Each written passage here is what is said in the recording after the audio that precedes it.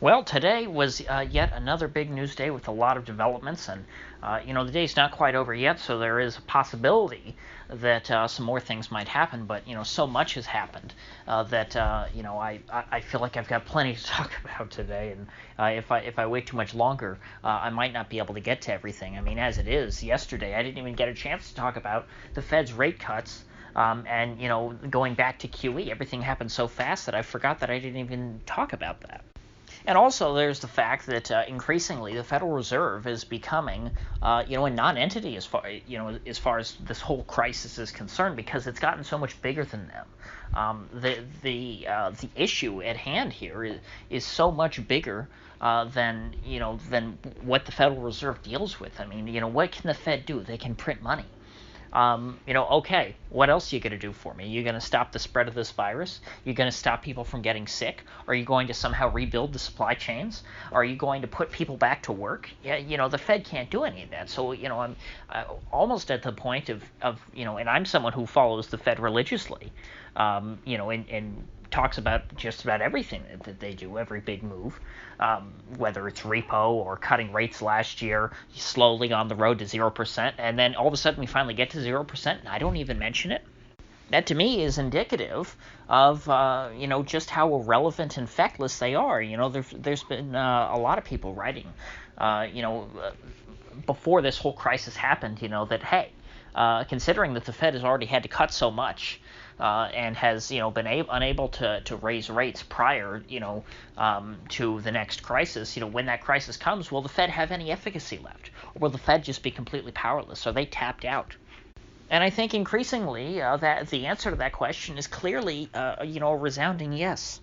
But nevertheless, the Fed is playing a key role in the United States' response to this crisis, because the only thing really that the U.S. has going for it right now that they're trying to do to respond to this is spending money, throwing money at the problem. The big news coming out of today is that Mnuchin confirmed the rumors that there will be essentially an over $1,000 check sent to every American as some sort of stimulus check to help them get through this whole problem with the coronavirus. How will that be paid for, of course? Along with all the other bailouts which were announced. I mean, $1 trillion in spending is what we're hearing now from Mnuchin. As of right now, this is $1 trillion stimulus bill. The entire budget of the U.S. already has a $1 trillion budget deficit for the year. And this is just adding another $1 trillion on top of it. So we're going to have $2 trillion in deficits. Where is all the money for that going to come from? It's not going to come from taxes, since they're suspending taxes left and right. They certainly aren't going to, be raising taxes, which is normally what you would do if you wanted to increase spending by, such a ridiculous amount. I mean, 50% of the government budget, an increase. The answer, of course, is that the Fed is going to be monetizing this debt. The Fed's just going to print money, they're going to run QE, and they're going to buy up all the U.S. Treasuries all the bonds that the U.S. Treasury issues. And so, what's this all going to do, you might be asking? How's this stimulus going to help you? What are you going to do with all this money? As nice as it might sound, to have some extra spending money for, and get a one-time check, and, as much as as nice as it might sound for all these businesses just to get free money, the fact of the matter is that the problem with the economy here, the reason why the bubble is bursting, let alone the reason why we blew a bubble to begin with. I won't get into that. I've talked about that plenty of times. The reason why the bubble's bursting now is because of a supply side shock, because the economy is shutting down, because people are ceasing to produce. Okay, and what they're doing with this whole stimulus package, what is this is basic Keynesianism. What's the point of it? Well, actually, it's very extreme Keynesianism, considering that they're printing all the money to do that. John Maynard Keynes would have never suggested that, but, leaving that aside, what is the point of Keynesian fiscal stimulus? The point is to stimulate consumer demand, to get people to go out and buy more. Well, people are already buying more. We have panic buying. The stores, goods are not sitting on the store shelves. Milk is not spoiling at the grocery stores. Everything's flying off the shelves. People are buying things as fast as they can. There's plenty of demand. The problem is supply. The problem is that with the country shutting down, there's not enough being produced to fill the demand of people across this country. People at least for now, have dollars in their pockets that they're willing to spend. It's just that things are shutting down. So if you give them more money, that's not going to help the economy produce any more. That's not going to help get any more food on the on the shelves at the stores. That's not going to help any of these auto factories reopen. Because as of today, it's coming out. It's pretty much a sure thing at this point that Detroit and the automotive industry are going to close down because they're worried about the virus. All sorts of that's just a microcosm. This whole economy is shutting down. The airlines are going bankrupt because nobody's flying anywhere, and of course now the Trump administration is going to bail out the airlines, even though the airlines are incredibly indebted. By their own choice, because they decided to borrow money to buy back their own stock and drive up their stock price. Well, now their stock is through the floor, and they have nobody flying on their planes. And so let's be clear about what we have here with the government just, printing money and handing it out to everyone. You have helicopter money. What does helicopter money get you? Helicopter money gets you the Weimar Republic, Zimbabwe, and Venezuela. That's what those three countries, that's what they had in common. The three things that link those basket cases, Germany in the 1920s, Zimbabwe in the 2000s, and Venezuela in the 2000 teens. Those three countries all decided to print money and hand it out to their citizens, to pay for welfare and government services and all sorts of other things. Here in America now, we intend for as long as this virus is an issue, to try and keep our financial system and our whole economy, all the bills paid by printing money. The idea here is that if you have mortgages and stuff like that, and bills that you need to be paying, but you can't earn any money because you can't go to work, and this is true of not just individuals but all these companies. Well, then we'll just print the money and keep paying these things, while nobody's doing anything. But if that money isn't tied to any production, there's no underlying production which led to that money being earned, well then that money really is worthless. If you have a shrinking economy and you inject more money into it, well then all you're going to end up with are higher prices, because you have more money chasing less goods. There's more money, yet there's less economic activity. There's less for that money to be spent on. There's less use for that money. That money is not as dear, to use a rather archaic term. And so, what we have is the implementation of modern monetary theory, the most cutting edge of left-wing economic theories, promoted by the advisors of people like Bernie Sanders and AOC.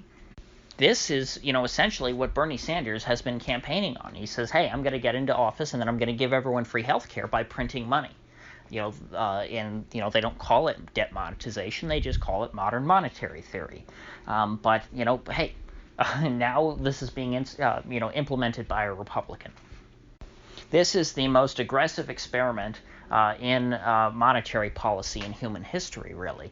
And by experiment, you could say, well, it's really an experiment if plenty of other countries have already tried this and failed. Well, the idea is that the U.S. Is just so wonderful and so exceptional. This is it's an American exceptionalism argument that it can't happen here, that we can't have hyperinflation, that we can't destroy the dollar, because America's so important that nobody else will let us crash. Because the rest of the world uses dollars too, and that there's so much demand out there for dollars that no matter how much we print, everyone else is still going to accept dollars. You're not going to have hyperinflation because that would destabilize the global economy. Well, the global economy is already destabilized.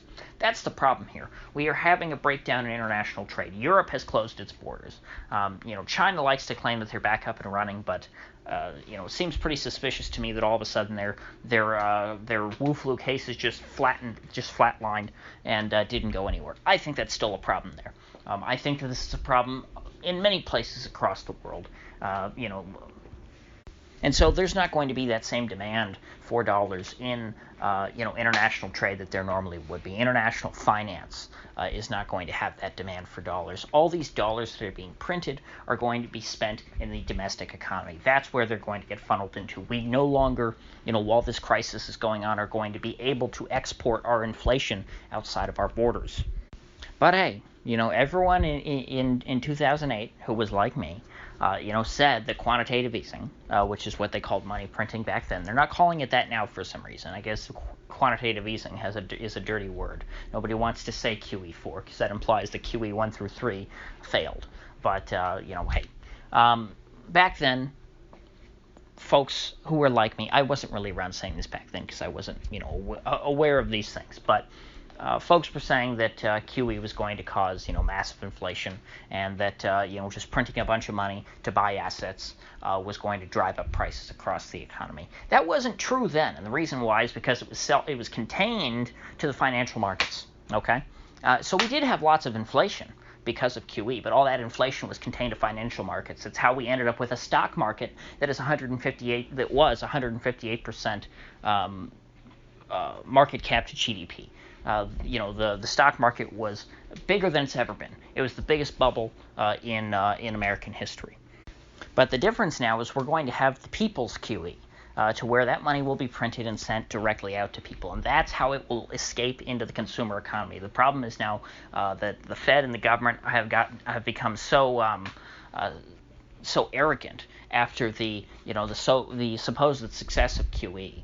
The fact that QE didn't create massive hyperinflation, that all those predictions turned out to be false, they feel like they can just print money with impunity. Whereas in reality, the reason why you didn't see consumer price inflation is because the money that was printed by the Fed never made its way into consumer prices.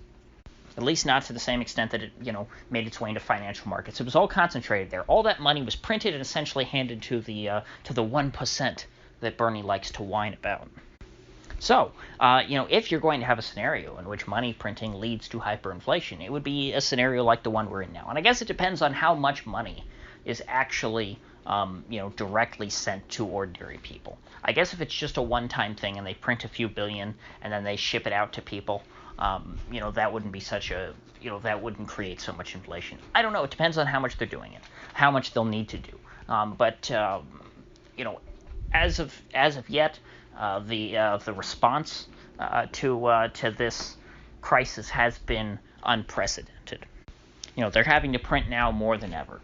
They're having to work harder more than ever to keep things from, to keep the bottom from totally falling out of everything in this economy. So we'll have to wait and see on that one. Now, back to more immediate news. Mayor de Blasio of New York City, Bill de Blasio, was on TV today, and he made it abundantly clear, at least to me, that what he called a shelter-in-place order is coming. Now, shelter-in-place is a phrase that those of us, say, in Florida would be familiar with and would associate with hurricanes, because there comes a point when there's a really bad storm and the state puts out their warning, or the National Weather Service, and it says the order is to shelter in place, meaning the storm's about to hit you, and so don't be outside or else you're going to get killed. Because there's very high winds and something will hit you in the face, or you'll get thrown up against a building and have your bones smashed. Well, de Blasio said that he's very close to issuing a shelter-in-place order for New York City over this virus, to stop the spread of the virus, because New York City, of course, all those people on that island, and of course in the other 4 boroughs outside of Manhattan, which I believe 2 of them are also are on Long Island, right? Queens and one other borough, I think, on Long Island. So I guess you could say 3 of the boroughs are on islands. Very easy to lock off. De Blasio said that a decision is coming in the next 48 hours, whether he's going to do that or not. And I think it's pretty, given what's happened everywhere else, pretty certain that he's going to decide that he has to issue that shelter-in-place order, and that people are going to be locked up in their homes in New York, that you will not be able to go anywhere, that you certainly will not be able to leave the city, even if perhaps you're able to leave your building, maybe once or twice a week to go down to the grocery store, which is probably going to be on your block, and buy supplies.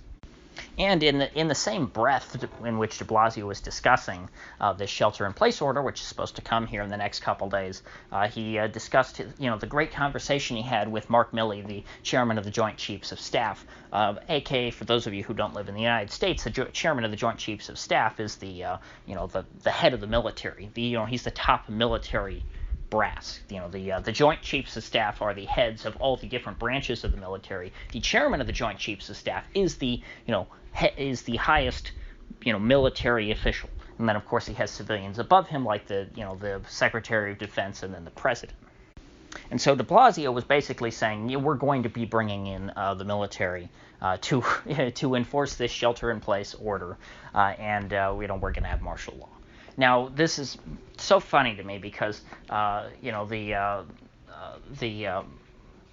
know what you call them. I wouldn't call them bootlickers. I guess you call them uninformed people who are very optimistic, folks who are rather gullible, got very upset because there was this rumor on Sunday night going around that the administration was going to bring in martial law and lock down the country. And that they said, and then on Monday Trump was asked about it, and he said, no, we haven't decided that yet. And so lots of folks, I guess, eager to try and score points against the mainstream media or something, decided to come out and say, see, there's no martial law yet. See, this is all fake news. It's like, well, if it's a rumor, then of course it's not confirmed yet. All you're saying is that this hasn't been confirmed. And Trump even said that he wasn't ruling it out. And so now here we are, just a couple days later, and we're hearing directly from the mayor of New York that, hey, martial law is pretty much going to be here in a couple days. And lo and behold, that rumor doesn't sound so crazy anymore either, especially considering that France and Italy and all these countries in Europe are under the same sort of martial law. Then in France, if you want to go anywhere, you need to have your papers in order, that you need to have permission from the government, that if you're out on the streets, they're going to ask you for your papers, please, like you live in North Korea or East Germany or South Africa under apartheid. All you little Bantus out there better have your passes in order. So as I've said before, once this gains a foothold in New York City, once you actually have things being locked down, they're going to try and do this in other parts of the country. Although I'm very skeptical, and again, when we get to this point, I will talk about it in more detail. I'm skeptical over how effective, locking down the entirety of the United States will be. I don't think that that's really possible because the U.S. is a massive country with lots of sparsely populated areas, and it'll take a lot of manpower to try and lock people down. China, I think, unlike, say, a place like Italy or France, is more comparable to the U.S. China, even though it is, an authoritarian regime, did not at all attempt a national lockdown of the country. There were, many videos coming out of villages, that were, protecting themselves, and that they had, guys with spears sitting at the entrance to the village, checking people to see if they had the virus. But that was not a government response. That was just locals. People were essentially left to their own devices in most of China, particularly the rural areas.